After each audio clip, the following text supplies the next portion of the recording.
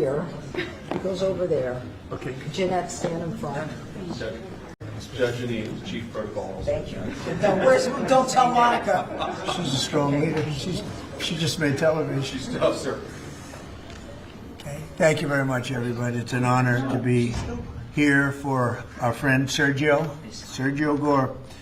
Today we're thrilled to be in a swear-in for the next ambassador to India and special envoy to South and Central Asia, which is a big deal, and Sergio will handle it better than anybody could handle it. So I just want to congratulate Sergio. Come here a minute, Sergio. So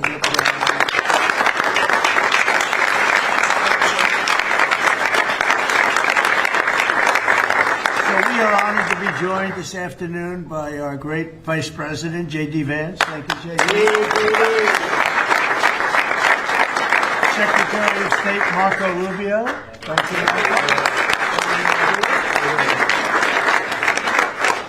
Secretary Scott Besson, who's doing a great job. Attorney General Pam Bondi. And U.S. Attorney Janine Pirro.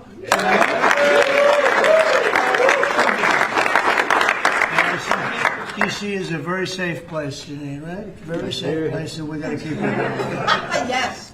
Along with Senators Lindsey Graham, Jim Risch, Tommy Tuberville, and Katie Britt. And I will give you an exemption because, you know, they're supposed to be right now in the Senate. And if you guys want to sneak out, nobody will see you leaving. Do you want to do that, Lindsey, or do you want to stay here? Okay, you sneak out anytime you want. Thank you. We don't want to screw up any votes, do we? Amen. Okay, thank you. Thank you for being here. But we're also very honored to be joined by Mrs. a very special woman who I unfortunately have seen a lot of lately on television for the wrong reasons. A woman who is great, who Charlie said is the greatest of anybody he knew, best friends and best everything, Erica Kirk. So thank you very much.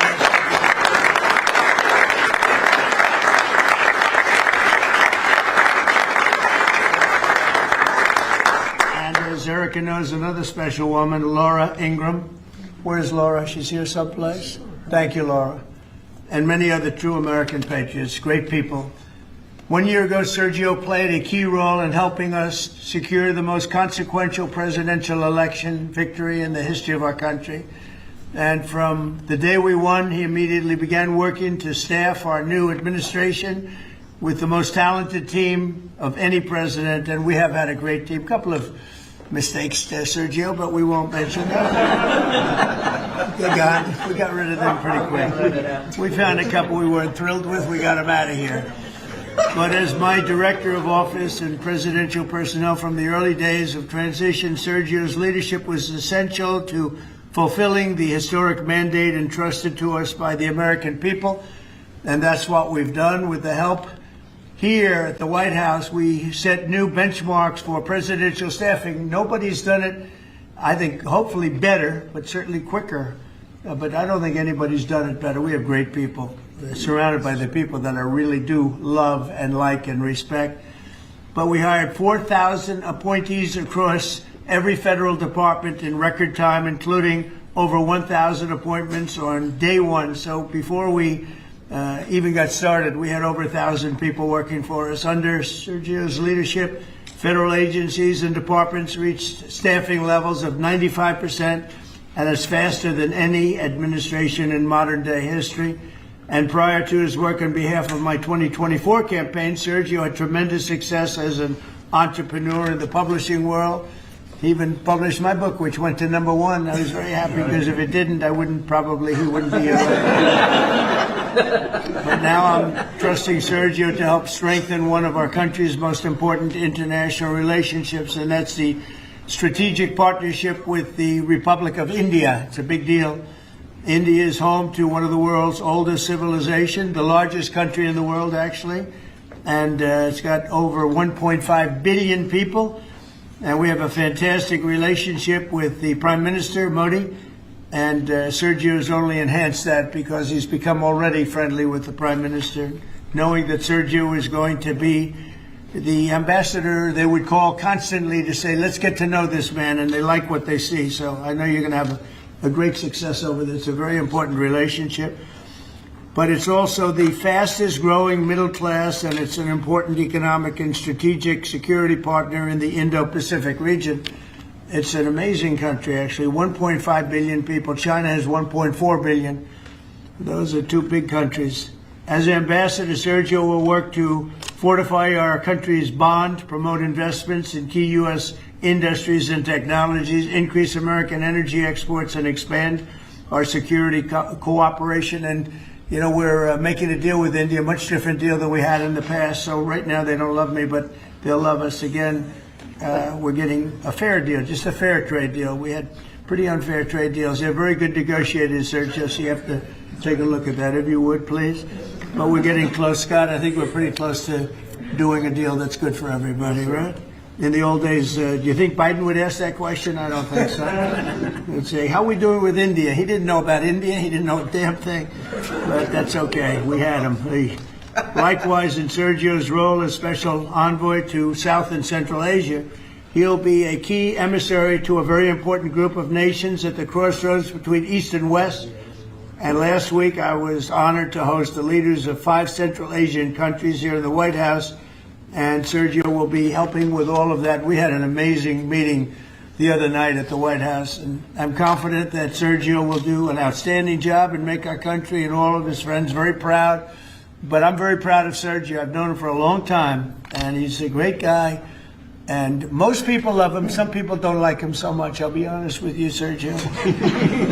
Some people, when they don't like Sergio, they don't like him. But when they like him more than anybody. But most of them really are on the like category. And I just want to say that I think he's going to be an outstanding representative for the United States of America. And it's a big deal. Being the ambassador to India is a big deal. So, Sergio, congratulations. I know you're going to do a fantastic job. Thank you.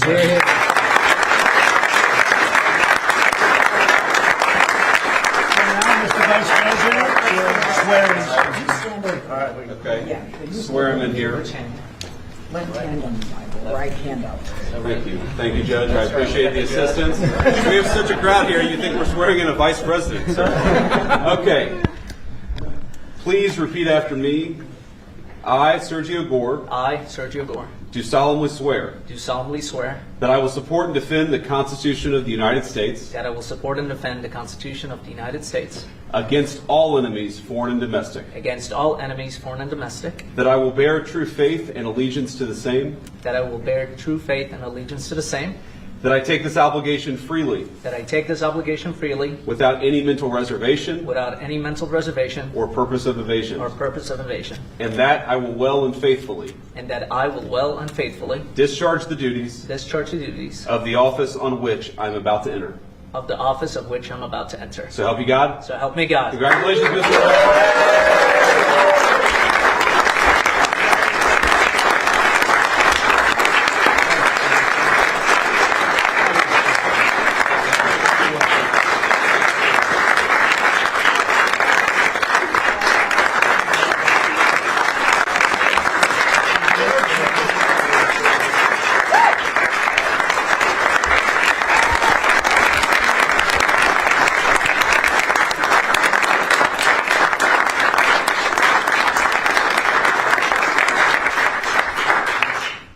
Mr. President, this is an honor of a lifetime. I want to thank first you, what you have done for this country before you came back in, the trouble that this country was facing. I mean, frankly, we were screwed. What you have achieved in 10 months has been historic, has surpassed any other presidency, and I fully believe what you will achieve in the next 3 years will never be beaten. So it has been an honor to serve you. I've been at your side for many years. I will continue to be there. And it's just an incredible honor. And I look forward to enhancing the relationship between our two nations. But again, thank you for entrusting me with this position. And I look forward to doing a great job for you. Thank you very much, Sergio.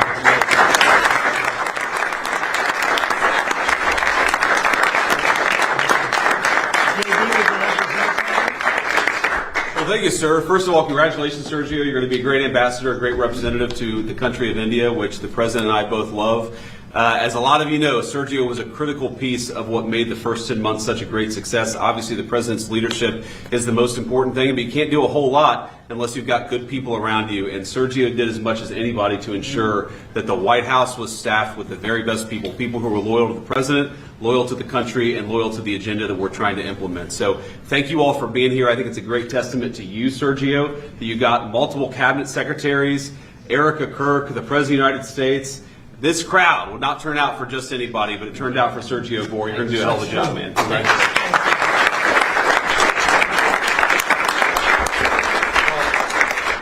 Just to echo what Sergio said, Mr. President, you've done a lot for this country, more than any other president has in such a short period of time. And part of that is putting together a phenomenal team. And I know Sergio was instrumental in helping you achieve that. And so we think he'll do a great job. This is a very impressive collection of people. There are almost 1.5 billion people in the Oval Office right now. But Sergio's going to do a phenomenal job. Those of us who've known him, so many of his friends that are here and family as well that know how hard he works, 24 hours, 7 days a week. And that's what it takes to work in this administration because of how much you're pushing our country forward around the world and here at home. And we know Sergio will do a great job. So congratulations, Sergio. You're going to do a phenomenal job. Thank you. Thank you. Janine, please. Well, I'm very proud to be here with Sergio, my friend, who's been my friend for many years. He is someone who is loyal, he is trustworthy, and he works as hard as anyone I know. And Mr. President, there is in this room a group of people who love you, who believe in you, and who are so proud to be in this Oval Office and to be part of this amazing day because you have changed the course of America. You and thank you, Sergio, for what you've done. God bless you both. Thank you.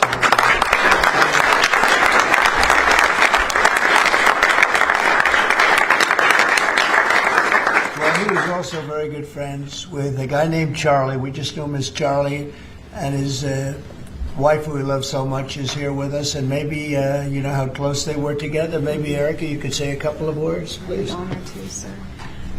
Charlie loved you. It's hard not to get emotional because I know that he would have been the first phone call when he found out that you were going to be taking this position. And the way that I was able to witness the two of you work together for years and to champion and support the president was absolutely humbling to witness. And I am so proud of you.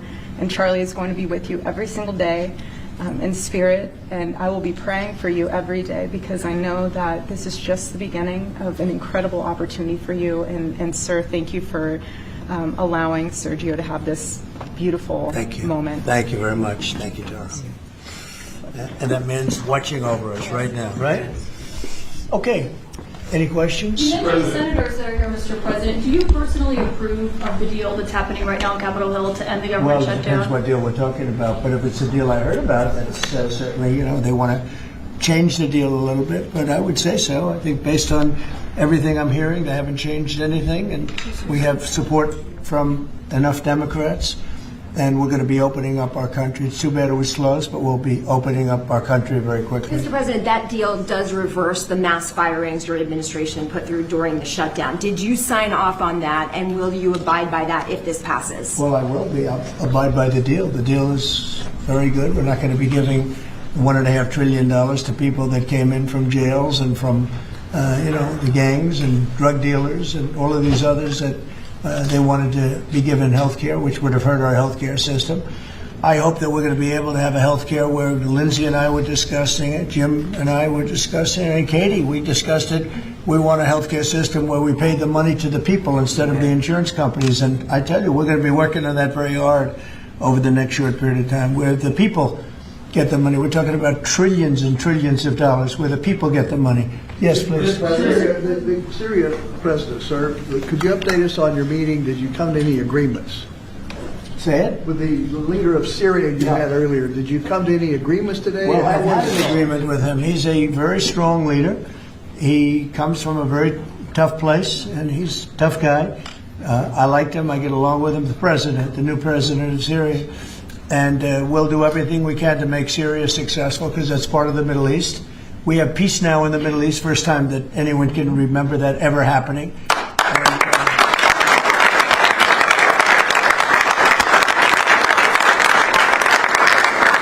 was Syria is a very big part of the Middle East, very important part. If you look back at Syria, for years they had the doctors, the lawyers, they had so many of the great intellects. It's an amazing place with great people, and we want to see Syria be successful along with the rest of the Middle East. So I have confidence that he'll be able to do the job, absolutely. How close are you to a deal on a trade deal with India? Are you willing to consider lowering the current tariff rate?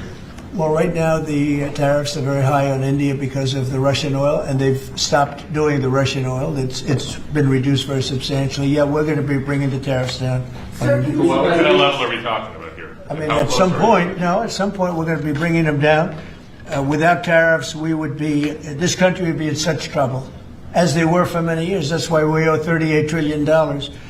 And one of the things we're going to do, we're going to issue a dividend to our middle income people and lower income people of about $2,000. And we're going to use the remaining tariffs to lower our debt. We're going to be lowering our debt, which is a national security thing. So we're doing a lot of good work. And the numbers were reported so incorrectly. The real numbers are trillions of dollars have been taken in or gotten in terms of investment from the tariffs. And so if that were ever reversed, it would be a disaster. Frankly, it would be a national security problem for our country. And nobody thinks it's going to be reversed. I think we had a very good court case. As you know, it's before the Supreme Court right now. But if that were ever reversed, people are saying, oh, it's $1 billion. Some people said, oh, it's $2 billion. Well, that obviously we can handle very easily.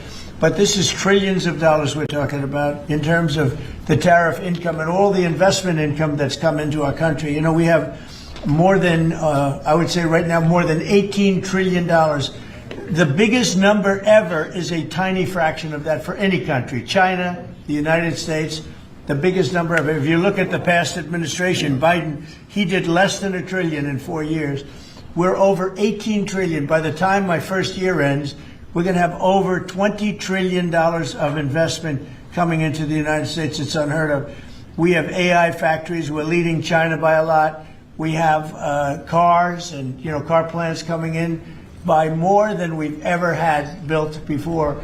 All of that would go away if we lose the tariff case. So all of it would go away. So they're not giving the right numbers. It would be an economic disaster. It would be a national security disaster if we lost the case in the Supreme Court. Can we expect tariff rebate? This is an idea that you've been talking about for months. This is going to directly and positively impact millions of Americans.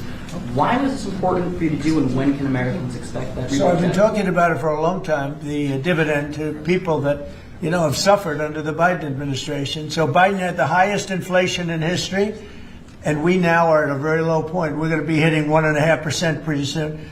So we're at a low point, and he was a high point. We did that.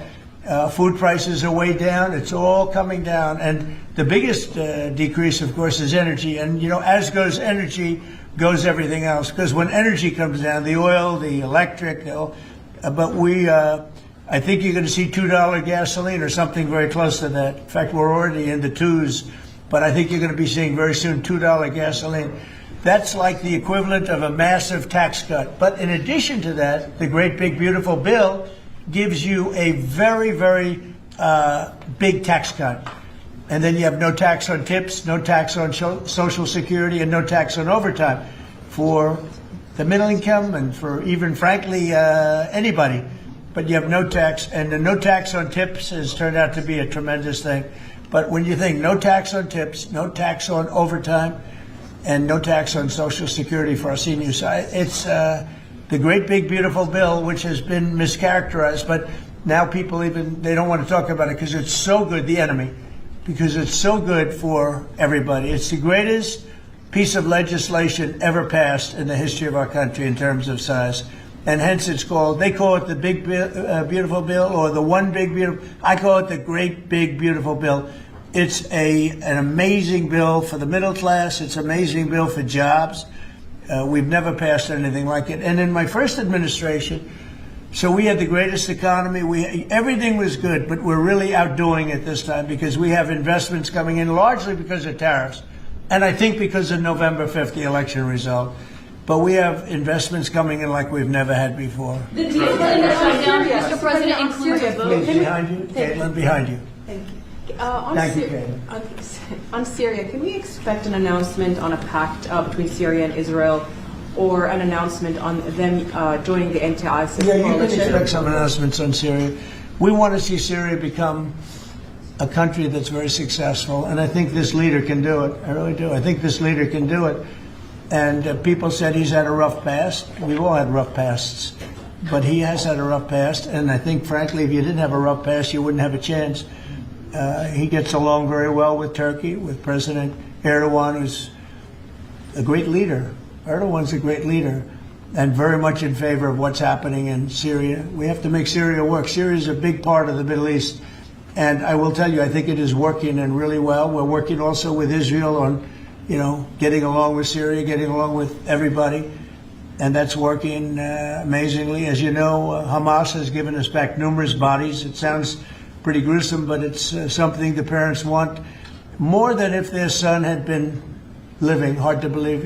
I've seen all of the parents, so many of the parents, and getting back the body of their son, their dead son, is as vital to them, as important to them, as if the boy was generally the boy was alive. And as you know, over the last 4 or 5 days, we've gotten a lot of the additional bodies that they said they were going to. They've worked very hard to do that. So we have peace in the Middle East. It's a great thing, and nobody's ever seen anything quite like it. Actually, I'm meeting with the Syrian president today, Switzerland, Mr. you posted President. last week about your talks with Switzerland. We're reporting that you're near a deal that would lower their rate to With 50. Switzerland? Yeah. We're working on a deal to get their tariffs a little bit lower because 15% is what we're hearing. Is no, I haven't said any number, but we're going to be working on something to help Switzerland along. We hit Switzerland very hard. We want Switzerland to remain successful, and we're a part of Switzerland in the sense that they've been a very good ally. Yeah, we're working on them and some others, and we're working on others to increase them a little bit too. How close is it with Switzerland? Switzerland? What, do you have something to do with Switzerland? No, I'm just He wants to buy a watch. He wants to buy a watch. He wants to buy a nice watch. He's a cheese. He wants to buy a nice Rolex. Right? We'll give Rolex some publicity.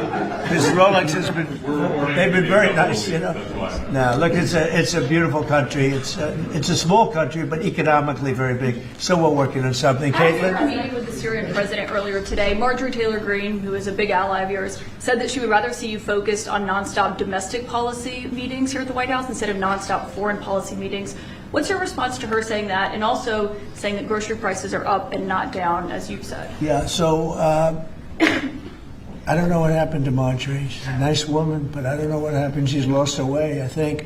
But I have to view the presidency as a worldwide situation, not locally. I mean, we could have a world that's on fire where wars come to our shores very easily if you had a bad president.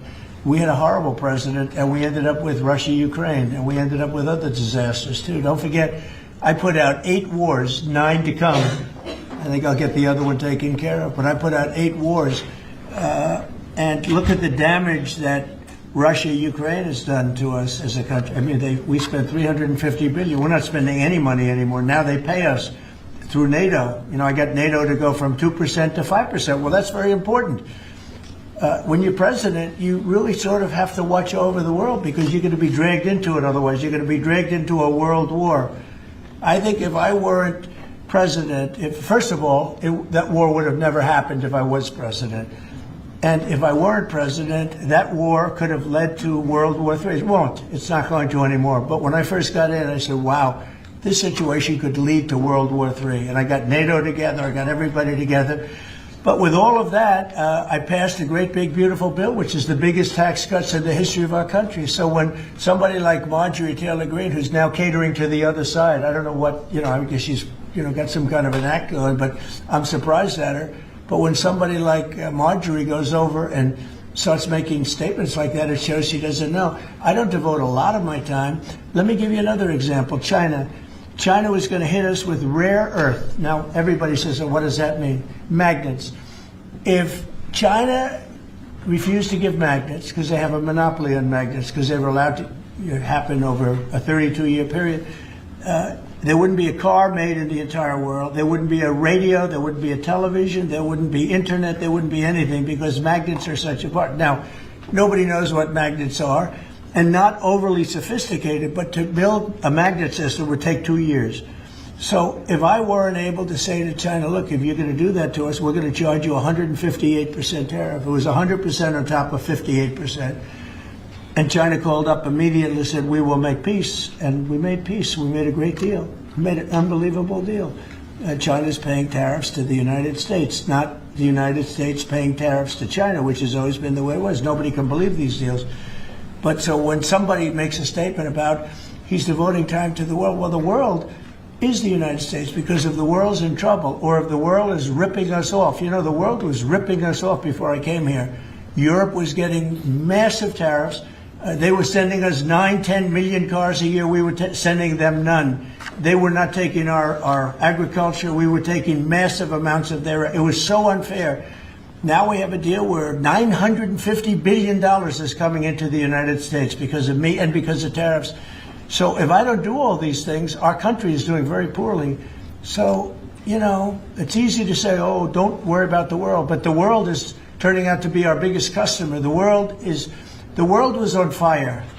And we could have been in that fire very easily if you didn't have a president that knew what he was doing. Can you guarantee to Americans that travel is going to go back to normal once the government all the air It'll travel go better delays? than normal. You know why? When the government reopens. Yeah, sure. It'll be much better than normal because we're buying the most sophisticated avionics and, you know, technology for our control towers.